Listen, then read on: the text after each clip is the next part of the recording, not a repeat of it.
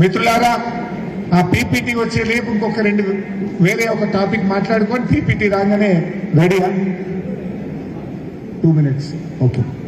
PPT రాగానే మనం ఇంకో టాపిక్ మాట్లాడుకుందాం. అయితే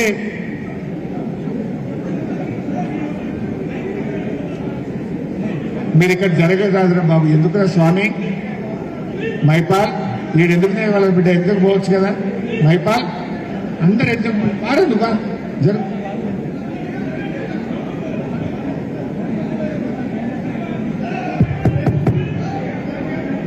రెడీ.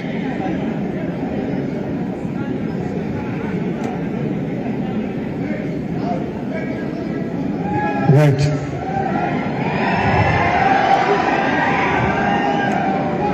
గోదావరి బంకచెర్ల ఏంటి? గోదావరి నీళ్లను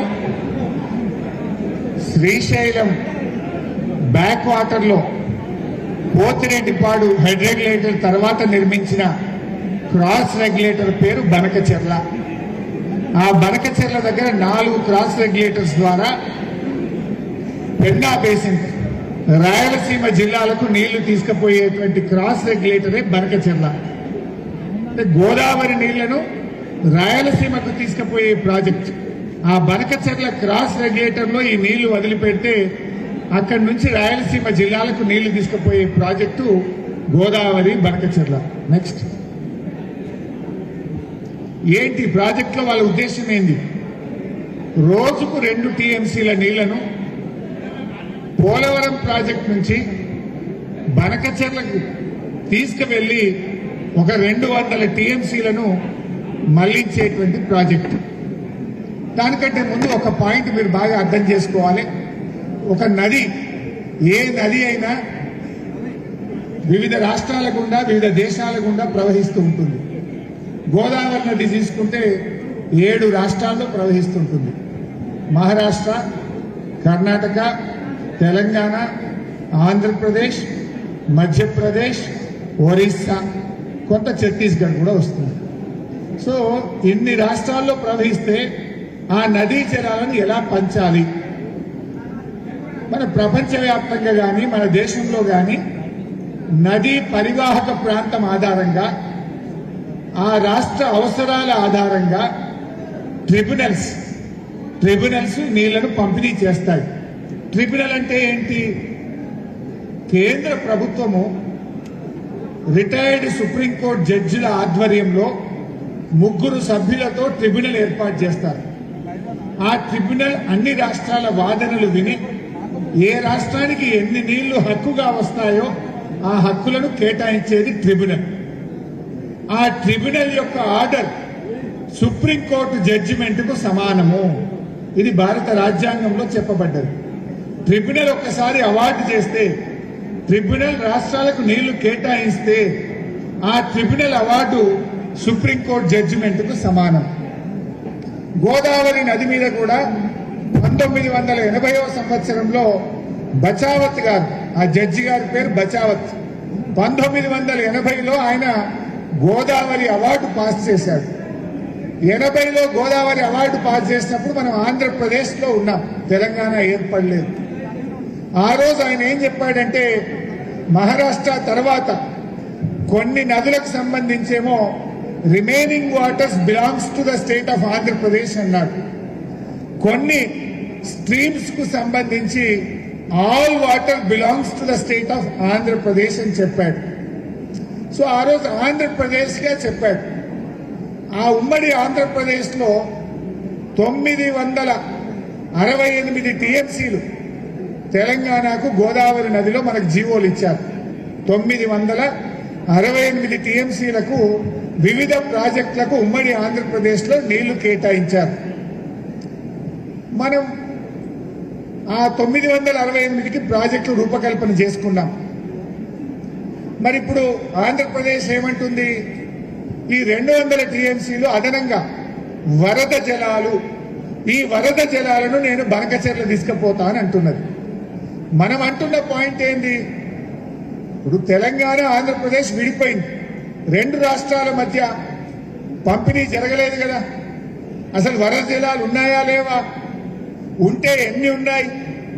ఆ ఉన్న వాటిని మరి తెలంగాణకి ఎంత, ఆంధ్రప్రదేశ్కి ఎంతనో లెక్క తేలాలనా వద్దా? అసలు మన గోదావరి నదిలో నికర జలాలు మాట్లాడుకుంటాం తప్ప వరద జలాల గురించి ఎప్పుడూ మాట్లాడరు. వరద జలాల మీద ఆధారపడి ప్రాజెక్టులు కట్టరు. మరి ఆ నికర జలాలు ఉన్నాయా, వరద జలాలు ఉన్నాయా, ఎన్ని నీళ్లు ఉన్నాయని లెక్క తేలినాక అందులో తెలంగాణ వాటా ఎంత, ఆంధ్ర వాటా ఎంతో లెక్క తేలినాక నువ్వు ప్రాజెక్టు కట్టాలి. కానీ లెక్క తేలకుండా, ఏది మాట్లాడకుండా, ఢిల్లీ తన చేతిలో ఉందని, చంద్రబాబు చెప్పు చేతుల్లో బీజేపీ ఉంది గనక బుల్డోజ్ చేసి ఇవాళ గోదావరి నీళ్లను ఆంధ్రాకు మళ్లించే కుట్ర జరుగుతా ఉంది. ఈ రేవంత్ రెడ్డి ఏమో చంద్రబాబు నాయుడు శిష్యుడు కదా, గట్టిగా మాట్లాడి మా లెక్కేందో తేలకుండా నువ్వు ఎట్లా కట్టవు అని నేను నిలదీస్తలేడు. అవన్నీ కూడా నేను ముందు ముందు మీకు చూపిస్తాను. సో ఇది అసలు ఈ ప్రాజెక్ట్ ఏంటంటే 200 టీఎంసీల నీళ్లను, గోదావరి నీళ్లను రాయలసీమకు మళ్లించేది ఈ ప్రాజెక్టు ఉద్దేశం. నెక్స్ట్ ఇది ఎలా వెళ్తుంది అనేది డయాగ్రామ్. పోలవరం బ్యాక్ వాటర్ నుంచి ప్రకాశం బ్యారేజ్, ప్రకాశం బ్యారేజ్ నుంచి బొల్లేపల్లి రిజర్వాయర్ 150 టీఎంసీలతో ఒక పెద్ద రిజర్వాయర్ బొల్లేపల్లి దగ్గర కట్టి, ఆ బొల్లేపల్లి రిజర్వాయర్ నుంచి బనకచెర్ల హెడ్ రెగ్యులేటర్ దగ్గరికి నీళ్లు తీసుకుపోయేటువంటి ఫ్లో డయాగ్రామ్ ఇది. Next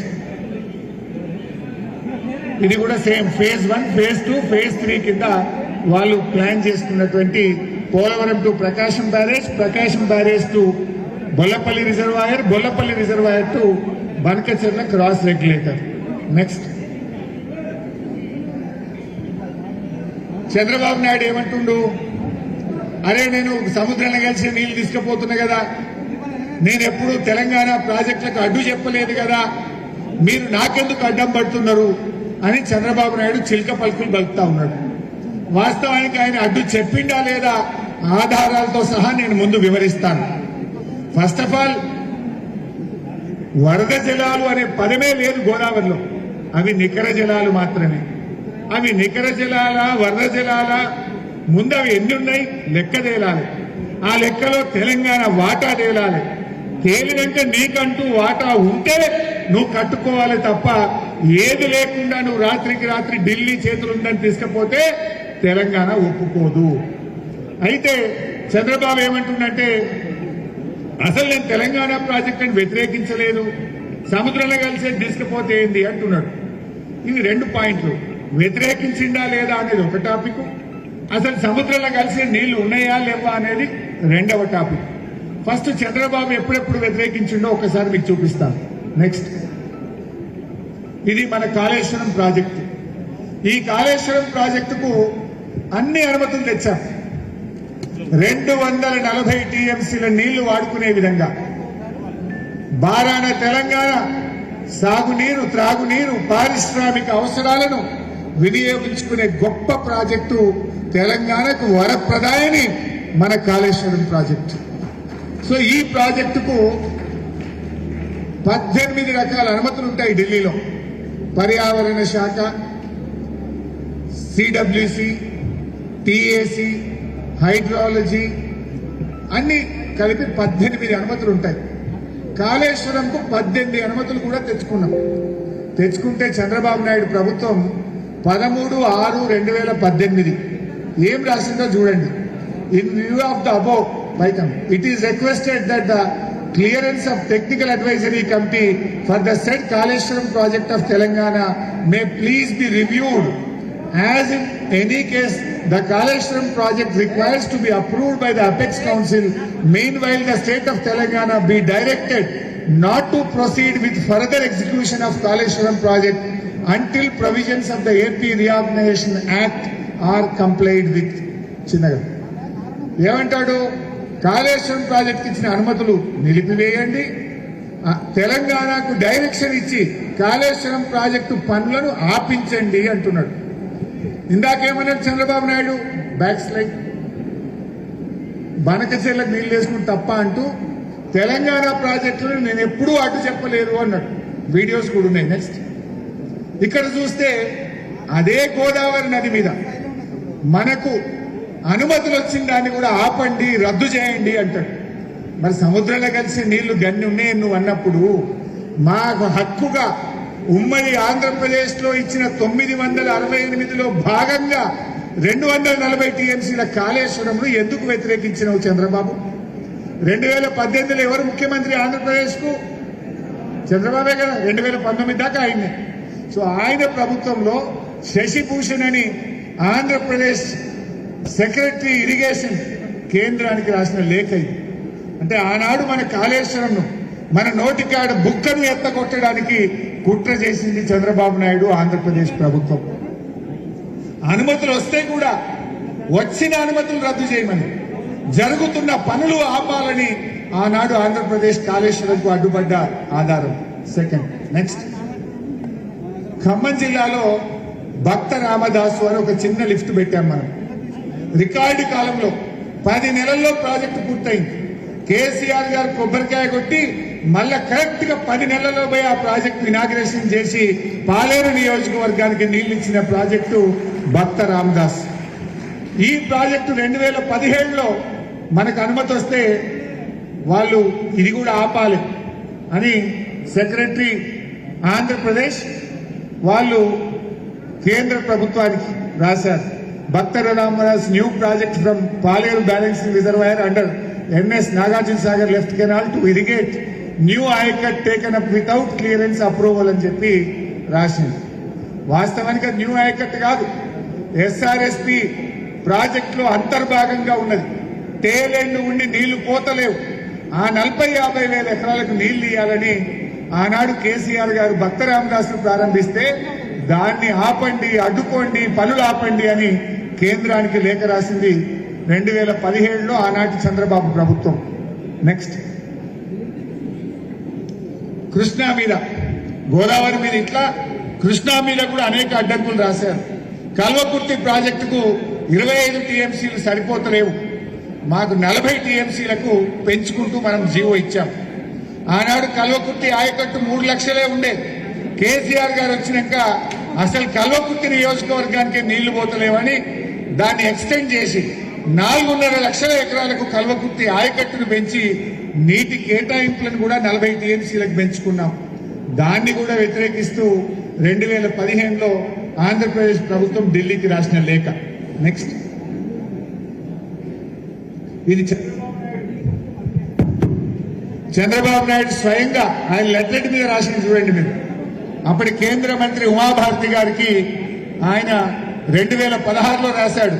Palamuru Rangareddy Dindi lift irrigation గురించి రాస్తూ ఏమంటాడు కింద, I request the honourable minister chairman apex council to immediately intervene in the matter and advise the CWC KRMB to critically examine the issue and ensure the statutes are strictly complied with.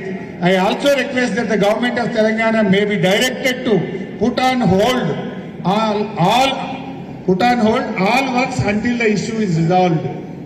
మన మహబూబ్ నగర్ కు రంగారెడ్డికి నీళ్లు ఇచ్చే పాలమూరును, నల్లగొండకు నీళ్లు ఇచ్చే దిండి ప్రాజెక్టును ఆపాలి అని అగో చంద్రబాబు నాయుడు రాసిన లేఖ. ఇప్పుడేమంటుండు, నేను ఎప్పుడైనా తెలంగాణను వ్యతిరేకించినా నాకు తెలంగాణ ఒక కన్ను, ఆంధ్ర ఒక కన్ను అని మాట్లాడతాడు.